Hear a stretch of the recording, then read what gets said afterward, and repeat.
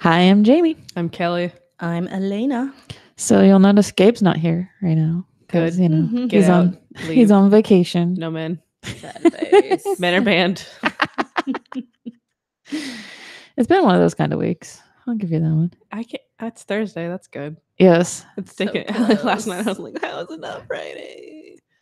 I It's the liked- week after a holiday. Yeah. But also, I loved somebody on my Facebook feed on Tuesday was like, "How is it only Wednesday?" And it was Tuesday. And it was Tuesday. That was Kershaw. I saw that. Yes, it was hilarious, and I was like, "Well, actually, it's not even that day." But No. okay. So it's been a long week. It started with a late night bachelor style Supreme Court nominee announcement on Monday night. At Brett 9 Kavanaugh o'clock. got the red rose. Yes. The red rose. I don't watch The Bachelor. But you got that right. So good job on the pop culture. Yeah. Don't either, but yeah. You made the reference. I know I did. But You watched The Bachelor? Oh no. No thanks. Sorry to all of our Bachelor listeners at home. yes. We know enough about it to say like about red roses, but that's it. So yeah, so Brett Kavanaugh, awful, bad, very boy, bad. No, first and foremost, we should not have a Supreme Court justice named Brett. Yes. Like, what's next? Chad? Chet. Chet. Sorry, Chet. No Brett, no Chet, no Chad. No, actually, yeah. Stephen Colbert actually made a really hilarious joke on that front that like he sounds much more like your like Ruby Tuesdays, I think it was, server than a Supreme Court justice. He's like the secretary of like Kappa Phi Gamma or some bull crap Not like that. surprised. Mhm. No, I'm not. That's not Yeah. for real. Like, it's not. That's not a real fraternity. That just sounds like his name.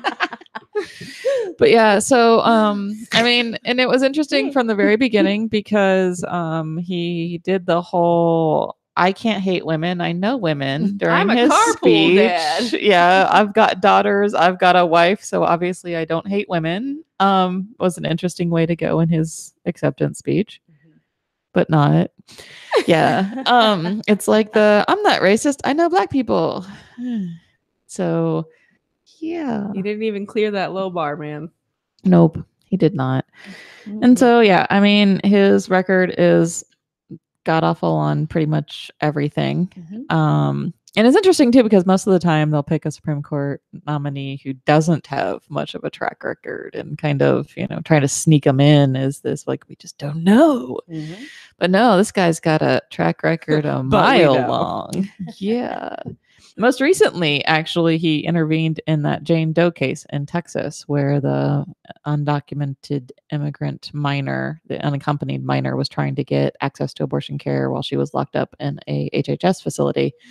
And they were blocking her from getting access to the abortion. And he sided with the state of Texas on blocking her from getting access to abortion care. So He wrote a heated dissent. yes. But he yes, loves did. women and has daughters. Yes. He gets it.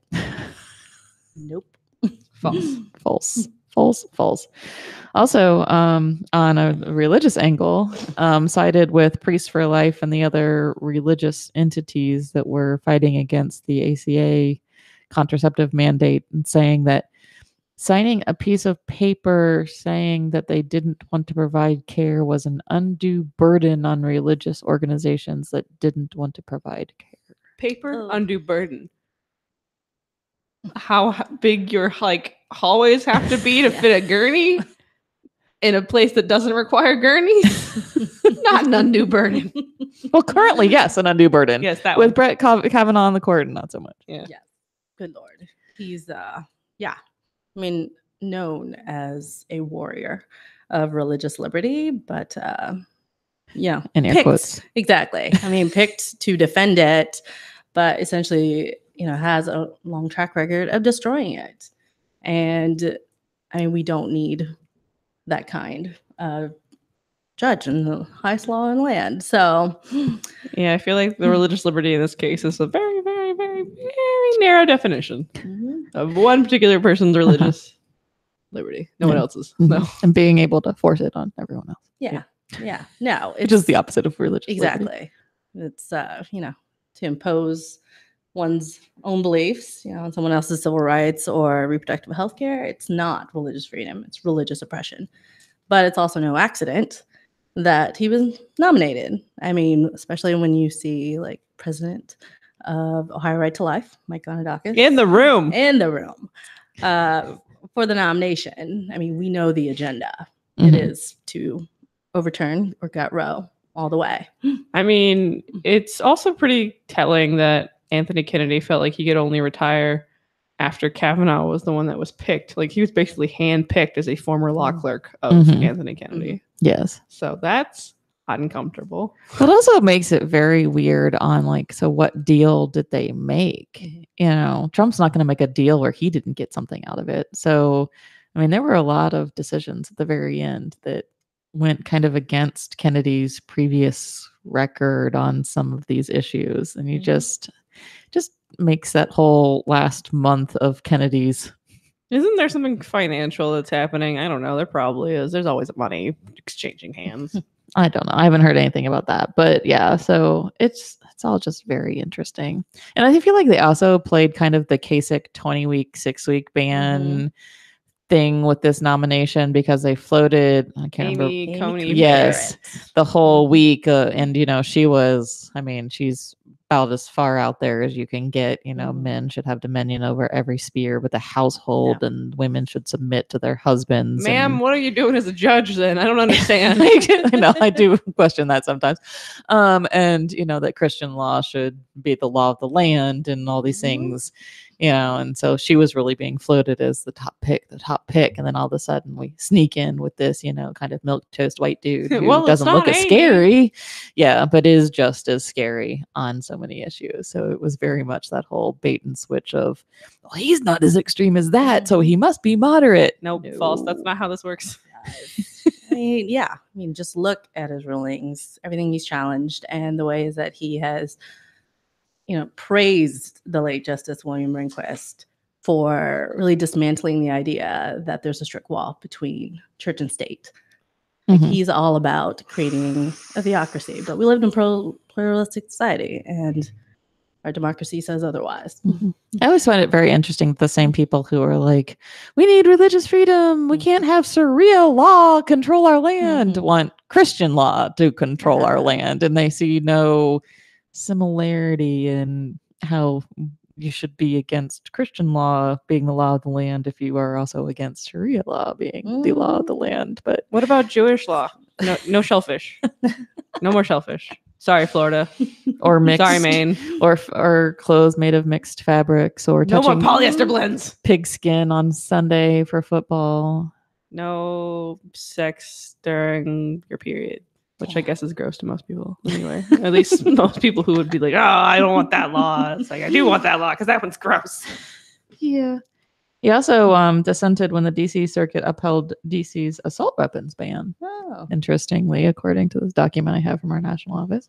Cool. So, you know, he's also been very outspoken against regulations of businesses by like the EPA. So he's also got a very bad environmental track record on like protecting the Clean Water Act and the Clean Air Act. Because, you know, why would you want to breathe the air and drink the water? I don't know, because I like living all right for now. Two things that are kind of critical to, you know, being alive. Living's overrated. So, yeah, I mean, Kavanaugh is definitely a judge that every progressive should be opposed to. I'm really amused at the articles that were like, Trump picked another white man because in the history of the Supreme Court, there's only been 5.8% minorities or women. I'm like, would it be better if he picked a rabidly conservative woman? Like, that doesn't make it better, y'all. No. I mean, it's like the same thing we run into with the legislature. You know, you got Christina Hagan and Christina Rogner in the state, Peggy Lehner in the state legislature that are all women, but all hell-bent on restricting access to abortion care and not even supporting sex ed and birth control. Wow. So it's like, oh, the corporation is led by a woman, so it's better. No, false. It's false. Like, yeah. No. Stephen Colbert did have another funny thing on that one, though, because he won bingo because Trump picked another white man, and his bingo card was just all like squares of white man, picked a white man. Because every person Trump picks for everything is another white man. It's a free space white man. I think it was too. Yeah, I think the entire card was white man. I mean, 3 of his 4 nominees were white men. So Yes. odds are. Yes. I mean, I would have been really surprised if it hadn't been a white man. Yeah. So what we really need to do is make sure people are activated against this, making sure we're shoring up Sherrod Brown in his opposition to the nominee and pushing Rob Portman to do something which he'll probably never do, which is oppose him. Well, Rob Portman has already more or less like expressed support of Kavanaugh, since I think they're bros because they're bros. But, you know, obviously he cares about his, you know, kids' rights, because his kids' right as a gay man will be severely hampered by Kavanaugh being on the court. But oh well, guess that doesn't really matter to Portman. I mean, that's kind of the case, is it only affects them personally. So that's when they care. But this one should affect him personally, but he still doesn't care. Nope. He cares about getting elected again. I don't think that's going to happen. We can all hope, but that's further down the road than Sherrod Brown getting reelected this year. So making sure we're supporting Sherrod Brown, calling your member, your senators, words are hard today, and making sure they know that you oppose it, whether they are going to vote with us like Sherrod is, or against us like Portman is. Make sure your voice is heard, and just kind of stay tuned for other actions. So what are like the options here? Like what are like the potential outcomes? I think there's several different outcomes. I mean, the best of them being Susan Collins or Lisa Murkowski actually coming Maine over. And Alaska? Maine and Alaska. Yes. Like tippy tops of our yes. Kind of the most libertarian states. They're both women. They should care. Susan Collins says she cares and wouldn't vote for somebody who would overturn Roe, but then she also in the same breath said that she didn't think Neil Gorsuch, who most definitely would at least gut if not overturn Roe, wouldn't really do that, because she had a conversation with him and she's secure that he wouldn't do that. Complete BS. So, you know, trusting her to actually follow through on her I won't support a nominee is kind of not something I want to necessarily hold feet to the fire on. So one of those two could cross over, because we only need one as long as McCain isn't back because of his cancer fight right now. We would need both of them if he did come back and vote yes, which I'm assuming he probably would if he was around. I think the other option is, I was hearing this from one of the folks talking on MSNBC recently, that there's probably about 3 or 4 Democratic members of the Senate who, like Joe Manchin, who are up this year, who could get in a little bit of hot water for their reelection if they blocked the nomination, because their states went overwhelmingly for Trump. But there's also like 3 or 4 Republicans who were up in states where Hillary won that could get in trouble for supporting Trump. And so their hypothesis, and I thought it was an interesting one that I hadn't thought about, was if these like 6 or 7 folks kind of got together and said, this is bad for all of us if it happens before Election Day, let's push McConnell to do what they did to Obama and say it's too close to Election Day, you can't have this vote before Election Day, and just delay it until after Election Day. And then at that point, it's up to the voters to make sure that Democrats take back the Senate and can stop a nominee. I mean, I think at this point. Have we ever seen a Supreme Court nominee not confirmed? I mean, other than Merrick Garland. Well, I mean, Bork was turned down. One of Bush's nominees, I'm forgetting her name. She was a 60-something-year-old white woman. Like, I think her name was Helen or something. She was completely unqualified, and she was a nominee for a couple, maybe even just a week, and then pulled herself out of consideration because she was just so ridiculously unqualified. I'm gonna have to look it up. We'll put it in the show notes once I figure out who that person's name was. So there've been a couple, but in general, no, they've gone through. I think Bork is probably the biggest. When was Bork from? The 70s, early 80s. I'm gonna look this up. This is gonna be my Wikipedia rabbit hole for the rest of the day. So I mean, when you look at all of the other ones, I mean, there have been fights about several of them, but they've all eventually gone through. So, and I mean, Joe Manchin was the only Democrat who crossed over and voted for a nominee, the head of the criminal department, criminal investigations part of the Justice Department, has never cried a criminal case. He's not a prosecutor, and he's in charge of all the prosecutors in the Justice Department now. So Joe Manchin crossed over and voted for that person. He was the only Democrat. So like the fact that Joe Manchin's going to hold on and not be a jerk in this process is also a little bit unclear. So yeah, we'll see what happens on this one, but we'll keep everybody updated. We'll have lots of events coming up, working on a plan of actions and things people can do. So stay tuned for ways for you to get involved. But right now, tell everybody that they need to go out and vote, because really what this means is we can't count on the Supreme Court anymore.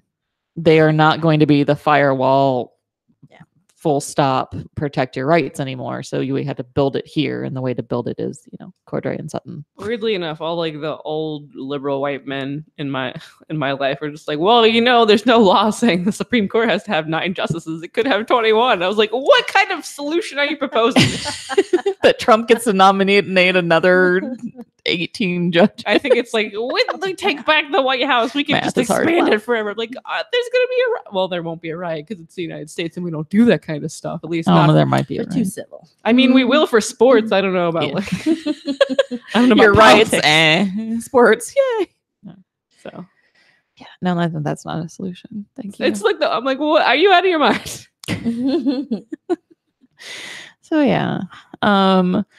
Moving to state politics, the headline that made me want to burn the entire world down that I saw this morning was that the Ohio State Medical Association, so the organization that's supposed to represent all of the doctors in the state of Ohio, has decided to endorse Mike DeWine for governor because after spending his entire primary campaign attacking Mary Taylor for being beside Kasich as he expanded Medicaid and how he would get rid of Medicaid expansion as governor, has now promised them that he would keep the Medicaid expansion as long as he was allowed to add a work requirement, which is complete BS and would block a bunch of people from getting it, and wellness guidelines.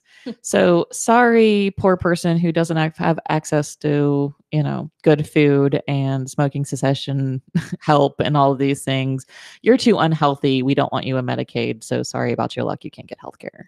You're just going to die, I guess. Yeah, I guess, which might be what they want. So they've decided to back a person who's promised to sign a 6-week abortion ban, which would put their doctors in jail, instead of going for the people who would actually protect their doctors and protect the citizens of the state of Ohio. Yeah, I mean, conversely, like Cordray would not repeal Medicaid expansion at all. Yes.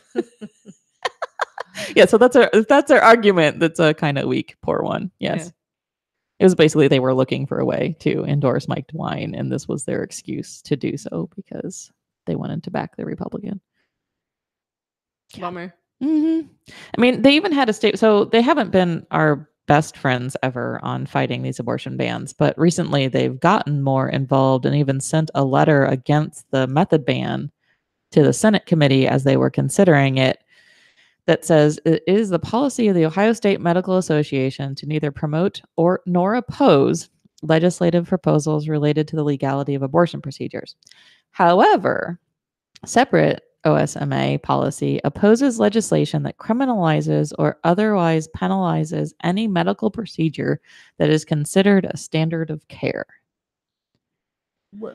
So they have a policy that opposes the criminalization of medical professionals for providing medical care, but they're going to endorse a candidate who wants to criminalize their doctors for providing medical care. Like, seriously, people, what's your problem? I mean, the problem is they're Republicans. Mm-hmm. More invested in keeping their money in their pockets than, I guess, protecting their members from getting access and being criminalized. I mean, that doesn't surprise me based on the pre-med students I knew in undergrad, but... Yeah, so we're going to have some conversations with some folks and see what we can do to raise up this hypocrisy at the Ohio State Medical Association and see what we can do to... I'm sure we can reach out to Med Students for Choice. I'm sure they'd be more than willing to say a few words. Yeah. for sure. Because I mean, this is the kind of hypocrisy that we see in the medical community. You know, well, they're not coming after me, so why should I care? It was actually hilarious. A couple of years ago, when the opiate crisis was starting to build and people were starting to pay attention to it, one of the legislative fixes that they came up with was pediatricians would have to get separate consent from parents before giving a child a prescription for opiates. A lot of pediatricians' offices will kind of have a blanket consent. So if wait, from their parents? Yes. Who might be on opiates? No, it was more that the story, the person who came and testified, I think that kind of pushed the bill forward was that her child was a high school football player and was injured and went to this medical office for the injury and got a prescription for opiates that she never even knew he had, which then spiraled into him becoming addicted, and she had no idea he had even gotten this prescription filled. So it came from that point of view. Okay. And it was hilarious though, because I was talking to one of the legislative aides in one of our friendly pro-choice legislators' offices, and she's like, it's hilarious to hear all these pediatricians coming in and saying how the legislature shouldn't tell them how to practice medicine. We just kind of sit there and go, huh, where were you when they were trying to tell abortion providers how to practice medicine? Oh, wait, it wasn't you, so you didn't care. And that's what we're seeing here. The problem is that you shut down all the abortion clinics and you start criminalizing doctors. What happens when you're treating a pregnant patient who needs access to care? It's not just criminalizing abortion providers. This is criminalizing all doctors who deal with pregnant people and putting them at risk. Well, I think our boss Kelley Copeland has been saying this a lot, with this whole Kavanaugh fight and the Supreme Court fight. A lot of people who have said, oh yeah, I'm totally for outlawing abortion. I want to see Roe overturned in this kind of hypothetical world where it may happen at some point. Yeah, I don't think they recognize what the repercussions will really be. Yeah. So now that it is actually something that could actually happen, are these people going to be as, oh yeah, that sounds great, let's keep going? There's a big population that would definitely be on that side. But I think there's also this middle road folks who are just like, yeah, maybe not. Maybe I didn't think this through. Yeah. Maybe this is actually about people's lives and not politics, and maybe we should start paying attention to that. What's among the huge bummers in the world? Back to the opioid crisis. I have a friend who just in the last few months finished up cancer treatment, and after her mastectomy, she was supposed to have sufficient painkillers to deal with the surgery, and because of the opioid crisis, she did not. So there's a lot of the things they're trying to implement to combat the opioid crisis is not actually helping anyone who needs these drugs. Yeah. Well, and just the whole pharmaceutical industry, they don't want to try to come up with things that aren't addictive because there's no money in that. So why would we not want to do that? So yeah, instead of actually coming up with new drugs that could actually control pain and be good for a person like your friend, we just continue to control the opiates that exist out there and don't control pain. Yeah. And then somebody has to go looking for it on the street, and then they're a lot more likely to get addicted to it, and the cycle just keeps continuing because medicine.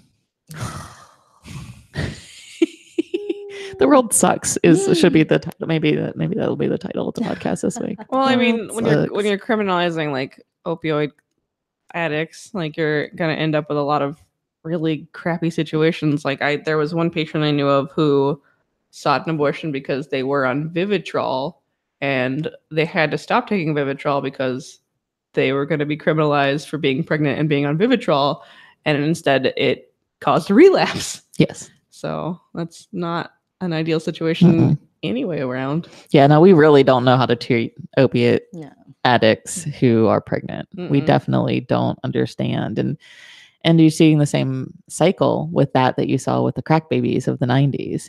It's this whole big problem. They've even made up a whole syndrome. They call it neonatal abstinence syndrome, which is... I was like, there were no crack babies. Yeah. And so it's when a baby is born exposed to opiates and has withdrawal symptoms, which can be mitigated by actual skin contact with the parent and the mother. And actually breastfeeding is sometimes good in these kind of situations because small amounts of whatever the mom was probably on, like a Vivitrol or some kind of control medicine, can help with the withdrawal. And this whole, the National Association for Pregnant Women have a fabulous, amazing whole great organization thing about treating pregnant women with opiate addiction. And yeah, it's a really complicated thing that, you know, again, we're trying to medicalize and trying to fix when there's all these things that actually could be done to support the addict and the person. And you're just criminalizing them. Yes. You know, details. It's not fair. Speaking of criminalizing parents and their children, tell me more. Continue. In the continuing world of the world sucks, the Trump administration missed the deadline for reuniting the 100 and whatever children under the age of 5 that were separated from their families. This is my surprise face. It looks very much like my I'm disappointed but not surprised face. Well, and then to make the story, I mean, if the story wasn't bad, like, I think it was pretty bad already. I mean, it's one of the worst things. Yeah. But to make it even worse, they've now discovered, and because they missed the deadline, they required the administration to detail out why they couldn't reunite 2/3 of these children under the age of 5. And one of them, they actually said they couldn't locate the father. And they'd been saying that for a while. But then they admitted that the father and the child are both U.S. citizens. Whoa. So these aren't all just undocumented immigrants seeking asylum crossing the border. They separated I think it was like a 4 or 5-year-old child from their father. The child and the father were U.S. citizens who crossed the border. Yeah. It's like, are you bureaucracy? Yes. I mean, it just really shows how inept they are at doing all these things. Not only can they not reunite them, but they're separating, they're not just targeting people that aren't citizens. If you're brown. Yes. If you're brown. That's how that works. Yeah. So I don't have anything clever or pithy. I'm just sad. Yes, it is really sad. I mean, seeing all the video of the reunifications where the 3-year-old doesn't recognize their parent and reaches for the social worker instead of their parent. Or one of the little boys I saw was talking about how he was reunited at the same time as this young toddler under 2, and kept saying, "I wanted to go with my sister." Because they had actually kind of created a sibling bond where they had been separated. And it just breaks your heart. And then there's the Guatemalan woman who lost the fight for her child who had been adopted by a white family. This was from a couple of years ago. Yeah, this is well before this whole. But it's still relevant. And they said that she has no basis to fight it. So they adopted out her son, and he's been renamed by this white family. Yeah, and we've seen it. I mean, they've stolen children. Yeah, they've actually said, I think we talked about it on the podcast when it happened. It was either Sessions or somebody else from HHS or the Justice Department said that these adults broke the law. So do they deserve their children back because they broke the law bringing their child here? I mean, in half the states in the United States, if you buy fireworks, you're breaking the law. So do you deserve your children? Probably not. Yeah. And it's probably the same misdemeanor because crossing the border without proper documentation is just a misdemeanor. It is not a felony. It is not something that should be locking anyone up. Yeah. Misdemeanors are misdemeanors, not felonies. So, and I mean, fireworks end up with 12,000 people in the ER every year, most of which are boys. So I think one's more dangerous than the other. Details. How dare you seek refuge in asylum here? Yeah. I hate fireworks. That's what this really comes down to right now. And you'll not be invited to Michigan where Johnny sets them off every year. That's fine. But yes, so the world sucks. It's kind of just going to Is be. there ever happy news that we share? Let's talk about our cats, y'all. Actually, there is happy news. Yeah. We can share it quickly because we're running out of time. Yeah. But so there is a new medication only abortion clinic in Columbus. Your Choice Healthcare. Yay. It's near the intersection of Carl and Rock. Yeah, it's in Linden, right? Technically, I think it is in Linden.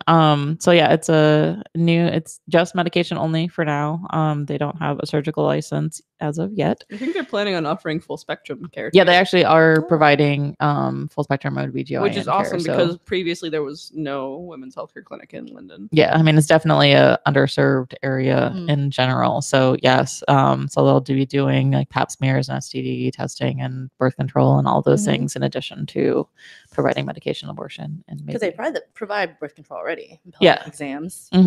They're on it. I mean, the name fits, right? Yeah. Your choice. It's women owned. It's women staffed. It's good folks. Yes. So we're excited about that. That's good news. See, everything doesn't suck.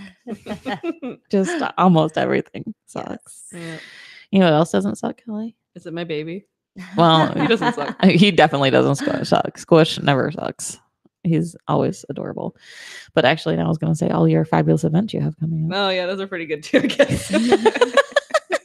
What you got going on? Tonight, I have an organizing meeting in Cincinnati. Next Tuesday, I have an organizing meeting in Dayton. Next Thursday, I will be at the Warped Tour all day. So if you happen to be under the age of like 25 and want to go listen to punk music for the last time because it's the last year of the Warped Tour, come say hi to me. I cannot pay for your ticket, but you can come take some buttons. And you're making fabulous Warped Tour only buttons. I am. So there's going to be some exclusive punk buttons, which I'm really excited about. And only some of them because Jaime says I can't make all of them. Because Nazis are Nazis. Yes. We don't compare things to Nazis. So yeah, and then also on the same day as your Dayton organizing meeting, Hannah will be doing Akron Kent organizing meeting. So you can be there. And then on the 21st, Youngstown Pride happens. Not all Pride is in June. So in South Carolina, my Pride was usually in October.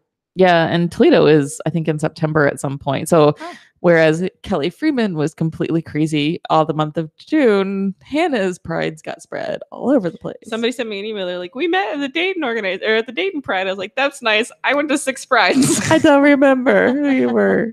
Yeah, so Youngstown Pride on July 21st. So come out and say hi to Hannah and all of those folks. And then on July 23rd, there's a Northwest Ohio Rapid Response meeting in Toledo about all the stuff that's going on up there, too. And next Wednesday, if you're in Cleveland, Hannah will be at the Warped Tour in Cleveland. Fabulous. So, and from what I understand, they also had a fabulous and amazing Repro happy hour relaunch in Cleveland yesterday. Gathered a lot of menstrual supplies and diapers for Ola up there that are dealing with the immigrant families in Ohio who are being separated because of ICE raids on various businesses in Northeast and Northwest Ohio, because Cleveland and Toledo are both within that 100-mile range of a border, so ICE can go crazy there. We're attempting to start a reproductive health happy hour in Dayton, so stay tuned for that. Cool. Awesome. We have one coming up in Columbus. Yes. July 26th. I will be in Toledo. Yes. July 26th, the Repo Happy Hour will be at Growl in Clintonville on High Street, and it will be benefiting our friends at Root. Yeah. So, yay. And then also, as Kelley said, on the 26th in Toledo, we will be celebrating up there the transfer agreement and all the hard work that everybody did up there to save that clinic in Toledo. So stay tuned for details on that as well. Woohoo. All the things. All the things. Are you going to be going to Toledo? We'll figure it out. So yeah. So stay tuned for more things, and we're going to hit the ground running hard in August, y'all. Yep. So stay tuned. Bye. Bye. Oh.